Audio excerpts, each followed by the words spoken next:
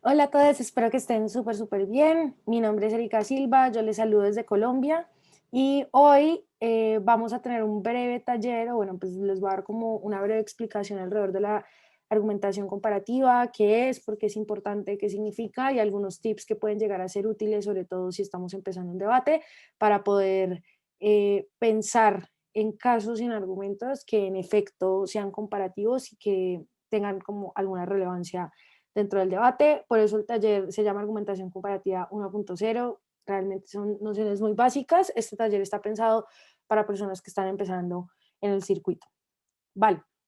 Entonces, brevemente, ¿qué significa argumentar comparativamente y por qué deberíamos hacerlo en BP? ¿Qué significa argumentar comparativamente? Vale, pues nosotros sabemos que en el debate, a pesar de que hay cuatro equipos, en última siempre hay como dos posiciones que se contraponen. Tenemos en últimas dos mundos posibles. Entonces tenemos el mundo de gobierno y tenemos el mundo de oposición. La misma moción muchas veces pues nos aclara qué es lo que pasa en el mundo de gobierno y qué es lo que pasa en el mundo de la oposición. Y pues digamos que a partir o en función de eso y dependiendo del rol que nos sea asignado dentro del debate, vamos a tener que argumentar ya sea a favor o en contra, pero siempre pensando que existe una contraposición. Es decir, yo no estoy argumentando y autovalidando mi mundo y simplemente explicando por qué mi mundo es muy chévere y es muy bueno, sino también siempre tengo que estar explicando por qué en una preferencia prefiero mi mundo sobre el mundo contrario, sobre el mundo que están defendiendo los otros dos equipos. ¿Y por qué? Porque en últimas piensen que cuando ustedes se ponen, por ejemplo, en el rol de ser jueza o juez, o bueno, pues sí, yo siempre hablo en femenino, entonces es probable que muchas veces hable en femenino, pero estoy hablando como en general de todo.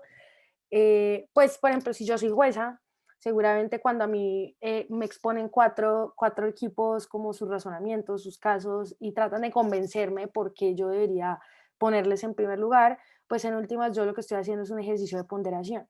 Estoy poniendo en una balanza una serie de argumentos, una serie de razones que pueden ser igualmente válidos, igualmente importantes, igualmente relevantes, pero yo le voy a dar preferencia a uno sobre el otro porque estoy más persuadida o más convencida de que un mundo es mejor o es preferible sobre otro. Esa misma labor que tengo yo como jueza es la misma labor que ustedes tienen como equipos y que siempre deberían tener presente. Y es, yo no solo puedo decir, me gusta mucho el helado de chocolate y el helado de chocolate es muy rico, porque en el debate la comparativa es el helado de chocolate versus el helado de vainilla, por ejemplo, poniéndolo de forma muy simple. Y es, si yo me centro solo en decir porque el helado de chocolate es muy rico, puede que del otro lado me digan el helado de vainilla es la última Coca-Cola del desierto, es demasiado rico, es demasiado bueno. Y ahí van a dejar un poco como al arbitrio de la persona que está decidiendo y si quiere el helado de chocolate o el helado de vainilla. En debate competitivo no solo es suficiente con decir, hey, me gusta el helado de chocolate, sino tengo que explicar por qué el helado de vainilla no es chévere o si es tan chévere, no es tan chévere como el mío. Sí me hago entender, o sea, como que siempre tenemos que estar en un ejercicio en el que nosotras mismas ponemos como en una balanza eh, qué cosa es mejor o qué cosa es más preferible, siempre tratando de darle más peso a lo que nosotros estamos diciendo, pues nosotros estamos diciendo. Ahora, eso implica lo otro que está ahí y es, hay que reconocer lo bueno y lo malo. Yo no puedo decir y autovalidarme y autoconvencerme que, por ejemplo, si yo estoy en el mundo de la oposición, no hay nada mejor en el mundo que la vainilla. Y punto. Y la vainilla no tiene ningún defecto. O sea, porque digamos que en el debate, claramente los otros equipos que están en contraposición a mí van a tratar de explicar cuáles son las cosas malas que tiene mi mundo. Si yo no las autogestiono, por decirlo de alguna forma, o las reconozco en un primer lugar y acepto que esos pueden llegar a ser problemas, no estoy yendo a ningún lado. Ahora, sobre esto, obviamente se preguntarán, bueno, y si yo tengo cosas malas, ¿cómo hago para reconocerlas sin clavarme yo misma el puñal y terminar, digamos, como jodiéndome a mí misma dentro del debate? Pues digamos que ahí es donde entra como un ejercicio muy importante de parte de ustedes y por eso siempre piensen en argumentación comparativa como en una balanza y como en una disputa sobre quién tiene como más peso dentro del debate. Y es, hay cosas que aparentemente pueden ser malas, pero que ustedes en su discurso pueden transformar y explicar que son buenas. Como por ejemplo, que el helado de vainilla es muy dulce. bueno, yo no sé, yo es que odio un poco el dulce, entonces eso podría ser algo muy malo, pero pueden explicar por qué que sea dulce no es algo malo, porque, pues, por ejemplo, si yo me estoy comiendo un helado, pues precisamente la experiencia sensorial que yo quiero es que sea dulce y que me genere como endorfinas y me haga sentir bien. Entonces, que sea dulce puede que para el gobierno sea algo malo, pero para mí no lo es. Ahora, la otra forma de asumirlo, reconociendo estas cosas malas que puede tener mi mundo, es decir, sí, sí, yo tengo cosas malas, pero cuando yo pondero mis cosas buenas y mis cosas malas exclusivamente en mi mundo, son más las cosas buenas que las malas. O la otra forma es decir, sí, yo tengo cosas malas, pero mis cosas malas son menos malas que sus cosas malas. Entonces, sí, puede que el helado de vainilla sea muy dulce, pero es que el helado de chocolate es muy cremoso y eso también es algo muy malo. Entonces, siempre como tratando de reconocer todas las facetas y todas las perspectivas que tiene el mundo que yo estoy defendiendo y a partir de eso tratar de chocarlo y confrontarlo constantemente con el otro lado. No me basta con que ustedes, o sea, porque digamos, es una estrategia que a veces se tiende a utilizar, pero que no es tan buena, y es como simplemente esperar a hacer esa confrontación a través de las refutaciones. Eso ya no es tan estratégico. Hace mucho tiempo que en el circuito evolucionamos a entender que eso no puede ser, o sea, digamos, no termina siendo tan bueno porque lo que terminas haciendo, o sea, en un ejercicio de refutación, la refutación es un ejercicio, entre comillas, destructivo. Y es mucho más poderoso cuando yo construyo y yo me tomo la voz o me tomo la palabra sobre lo que sucede del otro lado. No estoy esperando a que el otro equipo diga lo que quiere decir, explique lo que quiera explicar de sus argumentos para yo tratar de controvertirlos, sino de entrada yo ya estoy diciendo, mire, así funciona mi mundo, así funciona el mundo de la oposición. En la medida en la que estos dos mundos funcionan de esta forma, yo voy a coger la caracterización que hice del otro lado, la voy a confrontar con mi caracterización y voy a hacer esa ponderación inicialmente. Siempre es bueno desde el primer discurso, el discurso del primer ministro, explicar y razonar por qué, pues digamos, mi mundo funciona muy bien, pero también como el otro mundo no funciona tan bien o no es tan chévere, incluso si es muy chévere, es mucho mejor el mío.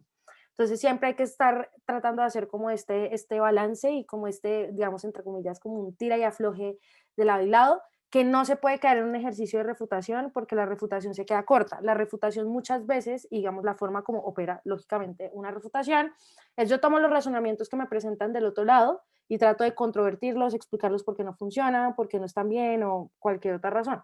Mientras que si yo de entrada lo que hago es razonar el otro mundo, pues no estoy sujeta a la merced de lo que se quiera decir del otro lado, sino que yo de entrada estoy como em, tomando un poco como las riendas de, pues, de lo que va a suceder en el debate y lo que termina siendo importante en el debate. Obviamente eso no tiene nada que ver con que en todo caso del otro lado de la casa los equipos expliquen otros razonamientos o incluso piensen en argumentos que ustedes en tiempo de preparación nunca hubieran pensado que, por ejemplo, la oposición podría tener y que en ese sentido obviamente tengan que tener un ejercicio de refutación, pero las refutaciones también terminan siendo mucho más poderosas cuando las integro a mi propio caso y cuando no simplemente las refuto, las rebato como, digamos, como puntos aislados dentro del debate, sino todo siempre integrado dentro de una misma lógica. En últimas, ustedes lo que están vendiendo es algo, o sea, ustedes están vendiendo un caso, y ese caso que ustedes están vendiendo tiene que ser coherente, tiene que estar integrado, tiene que tener sentido, porque en últimas no tiene sentido que ustedes tiren al aire un montón de razonamientos, sino que se concentren en lo que ustedes consideran más importante, desde ahí debatan y lo defiendan hasta el final. Em, y pues eso obviamente pues implica que ustedes tienen que tener en cuenta los dos mundos, como pues ya obviamente venía explicando todo este tiempo. Ahora, ¿por qué esto es importante? Esto ya tiene que ver un poco más como una disertación sobre por qué esto es importante, porque esto hace que el debate sea mejor, que los debates tengan mucha más calidad, que sean mejores, y es porque, pues, o sea, para debatir se necesita más gente. O sea, yo no puedo estar todo el tiempo autocomprobándome y creyendo que yo soy muy chévere si esto en últimas, pues no nos lleva como una confrontación, que es en últimas el ejercicio que se hace en debate. Eso también es muy importante para evitar debates paralelos. ¿Qué significa tener un debate paralelo en el que yo estoy hablando de flores y mariposas y del otro lado estoy hablando de unicornios y dinosaurios y nada tiene que ver una cosa con la otra porque una es el mundo de las cosas que no existen y son fantasiosas, mm, y del otro lado estoy hablando de cosas que sí existen y que están aquí como en el mundo real y que puedo palpar. Esto por poner ejemplos tontos. Pero en últimas es eso, como hay que evitar que estemos hablando de cosas muy distintas que nunca se confronten. ¿Y por qué? Esto, más allá del espíritu del debate, o sea que pues, obviamente es muy importante, hay que conservar como un espíritu de debate en el cual pensemos que esto es como un ejercicio constructivo, un ejercicio académico en el cual estamos aprendiendo cosas y no simplemente nos estamos parando 7 minutos a decir lo que opinamos y ya está. Más allá de eso, piensen incluso en una lógica estratégica. Cuando ustedes tienen debates paralelos, ustedes están dejando que yo, por ejemplo, como jueza, sea quien termine decidiendo qué me parece más importante. O sea, cuando yo no hago este ejercicio de ponderación, de comparación en sentido estricto desde mi caso y desde la dinámica que se está dando con las 8 personas que están debatiendo, al final le terminamos dejando al panel la potestad de decir qué les parece más importante. Porque si de un lado estamos hablando de dinosaurios y unicornios y del otro estamos hablando de flores y mariposas, y a mí, por ejemplo, me gustan mucho los dinosaurios, cosa que es cierta en la vida real, pues yo voy a terminar mucho más convencida. Obviamente esto no debería suceder porque yo como jueza debería ser lo suficientemente objetiva, pero si a mí me terminan pareciendo más persuasivos los argumentos de los unicornios y los dinosaurios, seguramente voy a terminar dándole el gane a ese equipo, y no necesariamente porque haya sido el mejor equipo dentro del debate, sino porque como nadie debatió, ni nadie se confrontó, ni nadie estaba como controvirtiendo las ideas de los otros y como haciendo como esta dinámica un poco como más confrontativa, pues en últimas terminamos dejándole esa labor al panel y eso pues ya sabemos que es lo último que quisiéramos que esto pase, que esto suceda. Aquí puse a dar discusiones equivalentes, lo siento, proporcionales y justas. En últimas, ¿qué es lo que sucede? Pues queremos que el debate pues, sea justo. Todas en el debate siempre queremos ganar, pero más allá de eso, cuando tenemos la sensación de que hemos perdido, por lo menos queremos perder de forma justa. Y eso solo sucede en la medida en la que en efecto todas y todos y todes estamos en la misma página. Estamos hablando de las mismas cosas, estamos confrontando las mismas ideas, incluso si son desde perspectivas contrarias, desde razonamientos que pueden ser innovadores, que pueden ser distintos, que puede que no sea como el clásico razonamiento, el clásico argumento que damos, que eso en últimas tampoco es lo que importa porque no venimos aquí a repetir argumentos como máquinas, eh, sino pues en últimas como tener debates que realmente estén llegando a un lugar o que tengan un punto, o que digamos tengan algún lugar al que queramos llegar. Ahora, ¿cómo hacerlo? Yo aquí les voy a dar como algunas nociones básicas de qué deberíamos hacer para poder construir desde el tiempo de preparación casos y argumentos que sean comparativos, pero pues ya eso también obviamente depende de ustedes, de su propia experiencia, de lo que les hayan enseñado en donde sea que se entrenen y donde estén aprendiendo, de los torneos a los que hayan ido. Pero definitivamente algo muy importante, y esto complementa lo que les venía diciendo sobre qué es argumentación comparativa, es muy importante y yo siempre he sido muy partidaria de que hay que hacer una buena caracterización de los mundos. Yo tengo que entender muy bien cómo funciona mi mundo. Y aquí vamos a utilizar una moción como ejemplo a lo largo de lo que queda del taller, que a mí me gusta bastante, me parece bastante entretenida y que puede ser bastante útil como para pensar en esto que vamos a ver.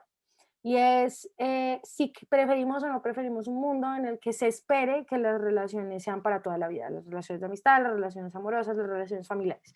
Es decir, en general, si preferimos que vivir en un mundo en el que eso no es una expectativa, o sea, incluso que si sucede, que está bien, pues chévere, pero que no es una expectativa, que no hace parte como del imaginario social, o si preferimos vivir en el mundo que ya vivimos, y es en un mundo en el que nos enseñan que nuestras relaciones deberían ser relaciones para el largo plazo, duraderas, estables. Vale, entonces fíjense que aquí hay que caracterizar los dos mundos. ¿Y por qué? Porque incluso, por ejemplo, si esta moción nos está hablando de un mundo paralelo que no existe, en el que nos imaginamos que algo sucedería como no sucede y lo estamos confrontando con cómo funciona el mundo actualmente, siempre hay que hacer la caracterización de los dos lados. Ahora, obviamente, si estamos hablando del mundo de gobierno, seguramente vamos a tener una labor extra porque vamos a tener que explicar y caracterizar cómo funcionaría un mundo en el que no vivimos, un mundo que no existe. O bueno, no sé si exista, pero digamos que por lo menos en el imaginario occidental en el que vivimos no existe. Entonces, hacer una buena caracterización de mi lado y del otro lado es muy importante, porque necesito saber cómo opera. Y desde ahí es donde una tiene que empezar a construir y tiene que empezar a hacerse las preguntas importantes en el debate. Entonces, una pregunta fundamental que uno siempre se tiene que hacer es, bueno, ¿y entonces cómo funciona este mundo? Yo cuando debatía solía hacerme mucho esa pregunta en tiempo de preparación, de hacérsela a mi compañero, y es, bueno, ¿cómo funciona este mundo? ¿Qué pasa en este mundo? Entonces, imaginemos cómo funcionaría una breve caracterización de un mundo en el que eso no suceda. Es un mundo en el que yo, por ejemplo, parcho con gente y salgo y tengo amigas y todas esas cosas, pero como no tengo la presión, no tengo encima esta idea o este imaginario social de que vamos a, por ejemplo, yo voy a tener un novio y mi novio va a ser mi novio para toda la vida, o voy a tener una amiga y mi amiga va a ser mi amiga para toda la vida. Simplemente yo interactúo, nos caemos bien, nos llevamos bien, nos hablamos, salimos, hacemos cosas juntas, tenemos cosas en común. em, y en el momento en el que ya simplemente la relación quedamos que no es constructiva o no sirve para nada, simplemente hasta luego, nos vamos y ya. Y sigo con mi vida y conozco gente nueva, o me quedo sola o lo que sea. Y digamos que esto es una caracterización muy breve, pero que a medida que uno va pensando en argumentos, tiene que ir como complementando y haciendo como mucho más efectiva.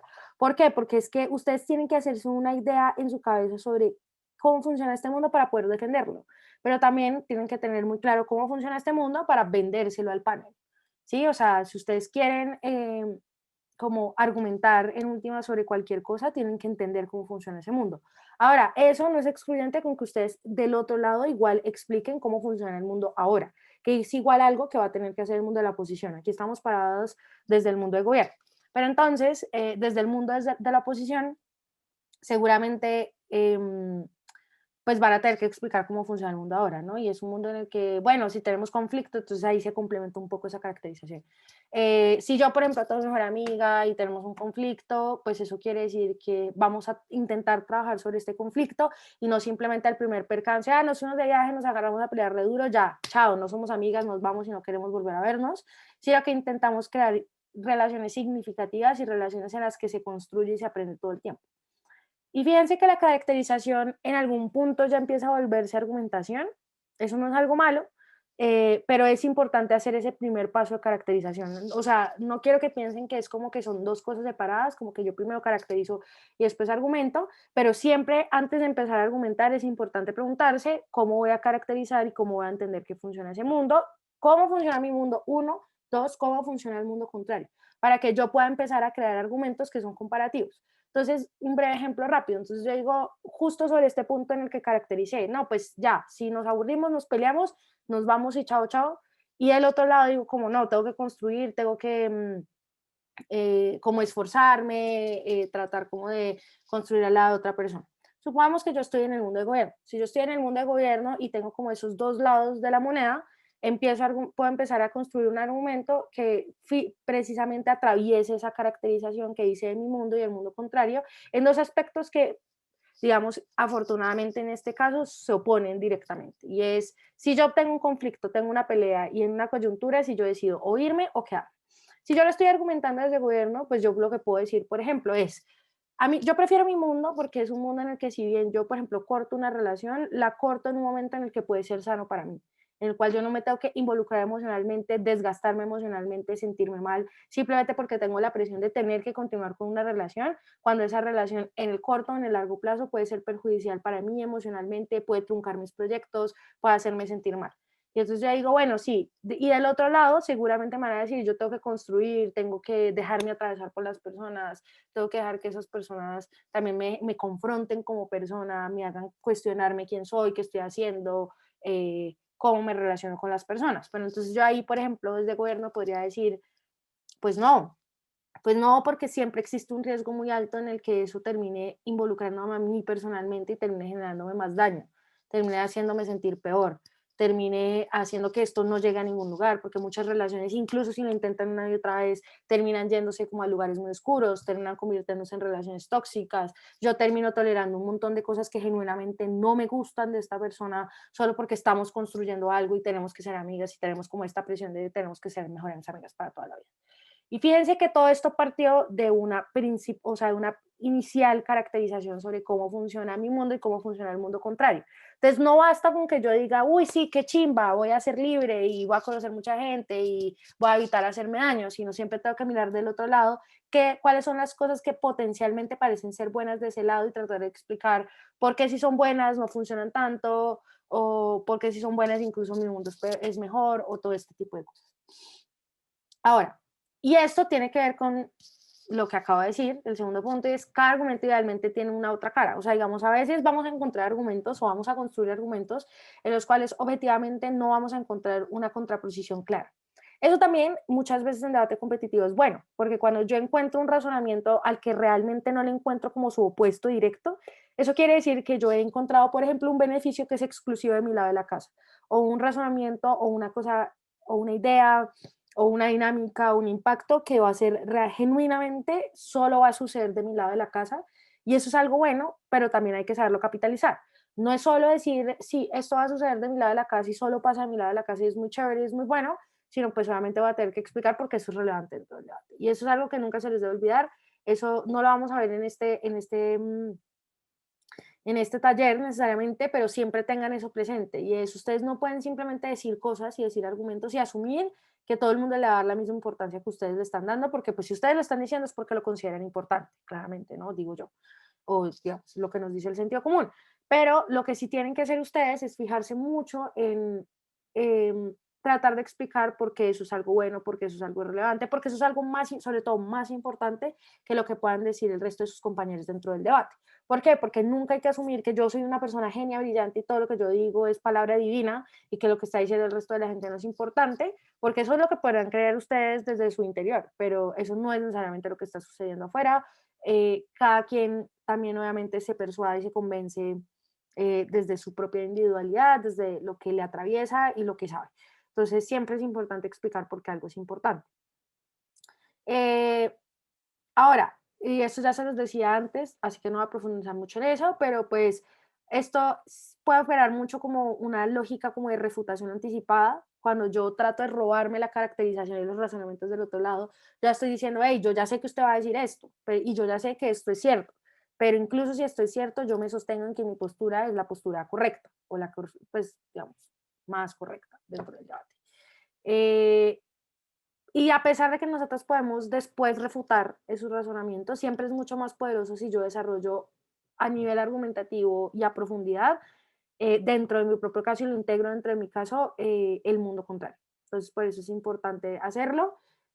Otro punto que sí es más como, también es muy de estrategia, em, pero que no tiene tanto que ver con cómo construimos estos argumentos, sino en general como algo importante, un principio muy importante que tienen que tener en cuenta es que hay que saber ceder y reconocer lo bueno que tienen los otros casos, que era también algo que ya les explicaba, pero pues que es importante que siempre lo tengan muy presente y es cuando yo esté haciendo esta comparación, por ejemplo, yo podría ceder o podría conceder que ciertamente si yo no salgo corriendo apenas haya un conflicto en la relación o apenas me aburro de una relación, seguramente sí voy a poder construirme más, conocerme mejor, porque son personas que me confrontan, ¿sí? Que me enfrentan a cosas no tan chéveres de mí, cosas que no me gustan tanto, pero que me ayudan a crecer como persona. Eso podría ser algo que, un punto muy positivo que se trae del otro lado, que hay que saber cómo manejar y que hay que saber reconocer y que hay que saber integrar dentro del caso y aceptar, porque no todo del otro lado es malo y no todo de mi lado es bueno.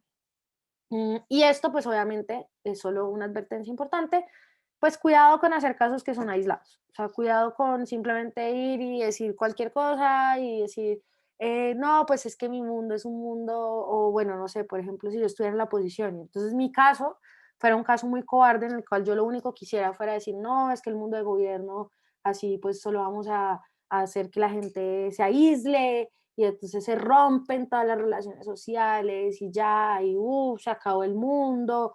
Pues no, no, porque incluso en una caracterización inicial, algo muy importante que habría que reconocer en este debate es, esto no quiere decir que ahora nos vayamos a trasladar o vayamos a transitar a un mundo en el que ya todo el mundo vive solo y que uno solo tiene amigos de 5 días y ya, o sea, porque ese es el extremo absurdo del caso, sino como reconocer que incluso puede existir, o sea, sin que esta narrativa exista, es probable que muchas personas sí construyan relaciones a largo plazo. Y es probable que hayan personas que sí logren tener amistades, matrimonios, relaciones familiares que duren toda su vida o casi toda su vida, con independencia de que lo que pueda suceder en la regla general es que las personas en efecto sí tengan como relaciones un poco más fluidas, más temporales, en fin. Entonces, esto de los casos aislados es, tampoco lleven al extremo la caracterización, no lleven al extremo la ponderación a nivel que la vuelva injusta. Una buena moción y un buen equipo de adjudicación nunca les va a dar un debate que esté así de desequilibrado.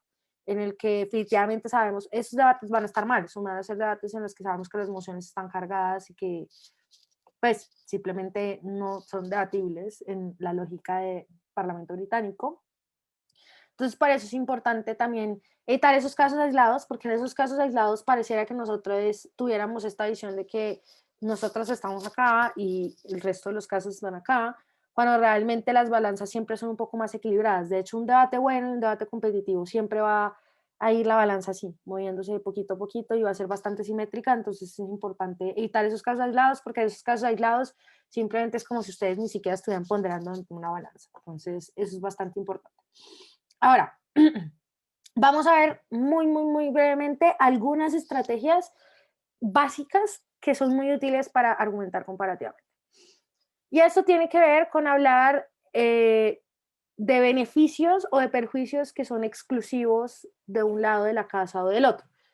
¿Cómo opera esto? Y es, por ejemplo, si yo estoy hablando de un beneficio que es exclusivo de mi lado de la casa, y fíjense que esto igual siempre opera, o sea, la argumentación comparativa casi siempre en sentido estricto va a tener como los dos lados de la cara. Si, por ejemplo, yo estoy explicando algo que es muy bueno de mi lado de la casa, entonces yo estoy hablando de nuevo de este debate alrededor de las relaciones sociales. Entonces, yo quiero explicar que, por ejemplo, un beneficio exclusivo de mi lado de la casa es evitar tener ataduras. Sí, entonces, porque, por ejemplo, eso puede pasar mucho y de nuevo aquí fíjense cómo se complementa siempre con la caracterización. Si yo vivo en el mundo de la oposición, yo vivo en un mundo en el que constantemente yo soy responsable emocionalmente de la relación, algo que es muy bueno, cool, pero eso muchas veces me puede generar ataduras. Entonces, por ejemplo, si yo tengo un matrimonio y yo tengo 28 años y yo me quiero ir a hacer una maestría, me quiero viajar por el mundo y quiero ir a conocer gente nueva y todo este tipo de cosas, pero yo ya estoy comprometida en una relación en la que llevo 3 años, que ya nos proyectamos porque en la narrativa social nos dicen, bueno, tienen que ir para adelante, no necesariamente casarse y tener hijos, pero, por ejemplo, si vivir juntos o proyectarse, verse seguido, hablar de sus emociones, tener intimidad, bueno, todo ese tipo de cosas, pues seguramente si yo, por ejemplo, me quiero ir, eso va a presentar un problema muy serio para la relación, no porque si yo me voy, tener una relación a distancia es muy difícil, es emocionalmente desgastante, es muy complicado, o asumir el reto de hacerlo va a ser muy difícil y muy desgastante también y va a limitar como las posibilidades de expansión que tenga la persona que se quiere ir. También la persona que se quiera quedar, si quiere conocer gente nueva, si quiere relacionarse con otras personas, si le gusta otra persona, todo este tipo de cosas que podrían suceder. Entonces, por ejemplo, si yo estoy en gobierno, después de haber hecho toda esta caracterización, puedo decir, no, pues algo, beneficio exclusivo de mi casa, es que como no existe esta expectativa social o esta carga social, seguramente yo como persona voy a tener una capacidad de desprenderme más fácil. Eso no quiere decir que ya tengamos la relación, nos volvemos a ver en la vida, sino que por lo menos temporalmente eso no me genera una atadura y me permite tener, entre comillas, más libertad y más capacidad de poder gestionarme, gestionar mi vida, ponerme a mí como prioridad, tener mis propios intereses, que eso por lo general no podría pasar en el mundo de la oposición y ahí es donde viene el beneficio exclusivo de mi lado de la casa y es, esto seguramente no podría suceder porque si yo tengo esta narrativa interiorizada en mi cabeza y es lo que he aprendido, lo que me han enseñado y lo que yo creo que es bueno, que está bien, pues si yo, por ejemplo, me alejo, esto me va a causar mucho dolor, va a generar conflicto, va a ser muy complicado, incluso si asumo la responsabilidad de voy a tener una relación a distancia va a ser muy difícil. Y ese beneficio exclusivo de la libertad, si lo ponemos en ese taco, en esa lógica, pues es algo que yo podría explicar que solo pasa de mi lado de la casa, que del otro lado eso es inviable, o sea, no se puede. No se puede porque si yo estoy pensando en la otra persona y estoy pensando en la estabilidad y en el largo plazo, pues simplemente ese beneficio de sentir, o por lo menos así eso no suceda en la práctica, aunque, uy, soy súper libre, pero por lo menos en mi cabeza sí siento esa sensación de libertad, pues entonces en ese sentido se puede ser un beneficio exclusivo de mi lado de la casa. Y así vamos jugando de lado y lado. Yo les puedo decir esto de mi lado de la casa, pero yo del otro lado les puedo decir, miren, el beneficio exclusivo de mi lado de la casa es que de este lado, conservando esta narrativa, es donde construimos realmente mejores personas, personas más íntegras, ¿sí? Entonces diciendo, no, pues es que al enfrentarme a tener que construir junto a otra persona, me confronto conmigo misma, me cuestiono, aprendo, aprendo a ceder, creo estabilidad. Otro beneficio puede ser, pues, parce, o algo muy importante, y es corro menos riesgo de quedarme sola. Y no sé, la soledad puede ser algo muy grave, ahí se puede desarrollar la idea. O sea, yo aquí no me voy a empezar a, pues, a desarrollar todo el debate porque tampoco es el sentido de esto, pero sí quiero como que entiendan un poco hacia dónde va, o sea, cuál es la lógica alrededor de eso. Y eso quiere decir que de lado y lado siempre pueden haber beneficios que son exclusivos. Ahora, esto opera también para los perjuicios o las cosas. Yo le pongo beneficios y perjuicios, no necesariamente tiene que ser así. Ustedes tendrán otra forma también de denominarlo, solo creo que utilizar la expresión beneficios, perjuicios es bastante diciente o bastante explicativa de lo que quiero decir. Ahora, si estamos hablando de perjuicios, por ejemplo, un perjuicio que puede ser exclusivo del otro lado de la casa, del otro lado de la casa es en el mundo de la oposición, por ejemplo, eh, hay mucha más tendencia a que existan relaciones tóxicas. Y fíjense en el lenguaje, eso no quiere decir que en mi mundo como gobierno eso no pueda pasar. Pues claro que sí, siempre estamos abiertos a esas posibilidades, sino que en argumentación comparativa siempre estamos jugando en un espectro de probabilidad. ¿Qué es más probable que suceda de un lado al otro? Porque obviamente si nos vamos a, ay, pues todo puede pasar en todos lados, pues ni argumento, ni comparación, ni ponderación, ni nada dentro del debate. Aquí estamos hablando de un espectro de probabilidad. Y en ese espectro de probabilidad que opera tanto para beneficios como para perjuicios, podemos tener perjuicios que es más probable que sucedan de un lado de la casa que del otro. Entonces, por ejemplo, yo podría decir, no solo mi mundo es muy chévere, sino fíjense que encima yo tengo unos perjuicios que considero muy graves, que en mi lado de la casa son mucho menos probables que sucedan. Y este puede ser el caso, por ejemplo, si yo defiendo gobierno y digo en la oposición, no, pues es que, a ver, es mucho más probable que en el mundo de la oposición yo termine alimentando o favoreciendo que existan relaciones tóxicas o relaciones que son malas para las personas. Porque en esta lógica de tenemos que mantenernos, tenemos que ir hasta el fin del mundo, tenemos que tener una relación a largo plazo, yo termino aceptando un montón de cosas que no son buenas. Que, por ejemplo, a mí no me gusta, yo estoy con una persona que vive demasiado enfocada en su trabajo, en su éxito profesional y todo este tipo de cosas, que yo por tener como esta idea, esta imagen en mi cabeza de que tengo que estar con esta persona y tenemos que construir algo, termine tolerando cosas que me hacen daño a mí y que no esté en la capacidad de salir de sus lugares. Eso es algo que en el mundo de gobierno no sucedería y no está de más volverlo a explicar, no sucedería precisamente porque como yo no tengo esa expectativa, en el momento en el que yo ya siento mucho malestar, pues me voy o tengo como mayor capacidad de desapegarme y desprenderme por lo menos más rápido. No sé si yo digo ya, no me gustó esto, esta persona me voy, tampoco tenemos garantía de eso en el gobierno, pero por lo menos sí podemos pensar que es más probable que yo tenga, que con mayor rapidez o con mayor facilidad esté en la capacidad de desprenderme de esa relación. Entonces, eso es, por ejemplo, en esta ponderación, aquí no necesariamente yo tengo que explicar un beneficio de mi lado de la casa, sino tengo que explicar por qué ese perjuicio que yo estoy explicando que sucede del otro lado no sucedería de mi lado a partir de una caracterización que yo hago. Esta es otra de las estrategias que son muy útiles, siempre pensar como en este paralelo, ¿no? Entonces, imagínense como ustedes están argumentando y construyendo su caso, ustedes construyen de su lado.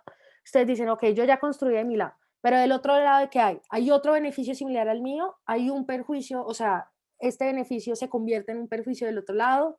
eh, no son cosas que son necesariamente comparables. Esas son preguntas que ustedes tienen que irse haciendo y imagínenselo visualmente como tener como un paralelo aquí entre lo que está pasando en el mundo del gobierno y lo que está pasando en el mundo de la oposición y siempre tratar de ver cómo sus ideas van a poder confrontarlas del otro lado o cómo una idea que ustedes argumentan acá se complementa directamente con otra idea que se puede razonar del otro lado y cómo así vamos construyendo como casos que son como mucho, están mucho más integrados o que están como, digamos, como que son mucho más abarcantes, que son mucho más holísticos dentro de la discusión que estamos dando. Vale, ahora, hay otra cosa muy importante y es hacer la comparativa en sentido estricto y es como hacer una ponderación en sentido estricto. ¿Por qué puse esto como una estrategia? Y es porque ustedes a veces se van a enfrentar a debates en los que van a ver que aparentemente los perjuicios y los beneficios son simétricos. O sea, que no, y digamos, idealmente esto debería suceder en todos los debates en todo caso, como que haya la suficiente simetría. Ahora, digamos, eso, cuando yo digo que tiene que haber la suficiente simetría, eso quiere decir que la forma como los mociones y los debates tienen que pensarse desde los equipos académicos, es claramente que tienen que ser simétricas. O sea, eso es principio básico. Pero, y digamos que todos los debates en principio siempre van a ser así, como muy, muy, muy simétricos o como muy cerrados. En la teoría. Ahora, en la práctica esto no siempre sucede. Ustedes saben que muchas veces se van a enfrentar a debates en los que hubo equipos que pues dar argumentos que no iban como tan relacionados con el debate, que no eran tan estratégicos, que no iban como tan pensados hacia lo que se quería. Y esto es normal que suceda, pero también muchas veces se van a encontrar en debates en los que van a estar así, como van a tener comparativas muy cerradas. Entonces, ante estos casos, siempre lo más importante es conceder cosas, aceptar que hay casos que son muy buenos, que hay beneficios que son muy buenos en un debate, o perjuicios que son muy graves, por ejemplo, de mi lado, o sea, digamos, en esta lógica como de andar pensando en la competencia, puede que yo a veces me enfrente a, yo tengo un perjuicio muy grave que no tengo cómo lidiar con ese perjuicio, o sea, cómo desconocer ese perjuicio, por ejemplo, cómo negarlo, cómo decir, no, ese perjuicio no existe, no es importante, no funciona de esta forma, porque eso puede suceder, como cuando uno está contradiciendo, puede decir, bueno, sí es cierto que yo tengo un perjuicio, pero ese perjuicio o no existe o no es tan importante. O si sí es importante, yo tengo cosas todavía más importantes. Esto va a suceder mucho. Ustedes a veces van a poder tener prejuicios que no tienen cómo desconocer o van a ver del otro lado beneficios que uno dice, no, pues es que este beneficio es muy real, o sea, y yo no lo tengo y no tengo cómo controvertir que ese beneficio también existe, no es tan importante, o sea, digamos que en esta lógica un poco más como de refutación integral. Eh, Ante esto, la recomendación siempre es tratar de reconocer cuáles son las líneas centrales de cada caso y tratar en función de eso hacer una ponderación en sentido estricto. Y es, yo tengo X y Y beneficios y tengo tal perjuicio. Y del otro lado existen X y Y beneficios y tales perjuicios. Formas de ponderar. Yo, por ejemplo, puedo decir, nuestros beneficios son simétricos, pero el perjuicio del otro lado es más grave. ¿Y por qué, no? O sea, obviamente siempre, yo aquí estoy asumiendo que ustedes siempre van a explicar por qué. Yo no solo puedo decir, uy, sí, no, pues es que es muy paila que la gente esté en relaciones tóxicas. Sí, intuitivamente yo puedo decir, uy, sí, paila. Pero si no me lo explican, pues se queda por dado. Yo digo, una relación tóxica. Y me queda en mi papel como jueza de que yo escribo tóxica y digo, sí, como interesante que diga que las relaciones pueden ser tóxicas. Y entonces, obviamente esto, yo siempre estoy asumiendo que ustedes están haciendo una explicación lo suficientemente completa sobre por qué sí o por qué no, pero más allá de eso, volviendo a lo que les estaba diciendo, yo, por ejemplo, puedo tener una lista y yo puedo reconocer, todos nuestros beneficios son bastante simétricos, son bastante similares, vámonos a desempatar en los perjuicios. Yo tengo este perjuicio, pero lo confronto y sé que este perjuicio es peor. O a la contraria, yo puedo decir, o sea, como yo puedo decir, no, es que mis beneficios definitivamente son los beneficios más importantes del debate comparados con los otros, pero encima el perjuicio, por ejemplo, esa puede ser otra estrategia, pero encima los perjuicios que tienen del otro lado son mucho peores. Y eso puede sonar muy poderoso, es decir, como yo tengo un montón de beneficios y encima el perjuicio que tienen del otro lado es muy grave. O, digamos, ustedes pueden utilizar como distintas estrategias, como combinarlas, para que cuando ustedes estén haciendo la ponderación, no lo piensen como, o sea, yo sé que aparentemente como se escucha, es como que yo tengo una lista y entonces yo empiezo check, X, no sé qué, y entonces de aquí va a hacer la comparativa. No, tampoco lo vean como en ese sentido tan estricto, sino piensen todo siempre desde una lógica integral de caso. Piénsenlo todo como todo un razonamiento completo, complejo, en el cual ustedes lo que están diciendo es, tienen que reconocer del otro lado qué cosas son buenas, pero cuando ustedes las confrontan, decir, bueno, en últimas, hablamos de muchas cosas, razonamos muchas cosas, pero en últimas, ¿qué es lo importante del debate y cómo esto se confronta? Cómo en esta confrontación, si tenemos dos casos muy buenos, tenemos que decidir. Y esto, obviamente, suena muy como a la labor que, por ejemplo, puede hacer una persona en látigo, el cual dice, bueno, todo esto pasó en el debate, pero en últimas esto es lo que importa. Sí, pero la invitación es, esto es un ejercicio que hay que hacer desde siempre. Hay que hacer en todo momento. Siempre que tengamos la oportunidad, confrontemos, comparemos y digamos, porque cuando yo confronto, comparo, pondero, una cosa es mejor que la otra. Y así van a tener casos que son como mucho más fuertes y mucho más estratégicos. Ahora, esto es en general como lo que yo les quería decir. Estas son estrategias muy simples que pueden ser muy útiles y muy ilustrativas cuando están empezando a debatir. Ya más adelante ustedes entenderán y aprenderán sobre otras estrategias que les pueden llegar a ser útiles, que pueden llegar a ser muy constructivas, nuevas formas o nuevas estrategias para empezar a construir argumentos que son comparativos, pero en últimas quédense un poco con esta idea. Cuando yo hablo de beneficios y de perjuicios, en últimas es solo una categoría que estoy utilizando para que ustedes puedan entender como un poco el punto alrededor cómo empezar a confrontar estas ideas, pero pues nada, o sea, siempre obviamente en debate estamos abiertas a aprender nuevas cosas, sí, como a aprender nuevas cosas, a desarrollarnos de formas distintas. eh, y pues nada, espero que les haya sido muy útil, que les vaya súper, súper bien, muchísimos éxitos en esta edición virtual de SEMUDE en el 2021. Y pues nada, un abrazo, que estén súper bien.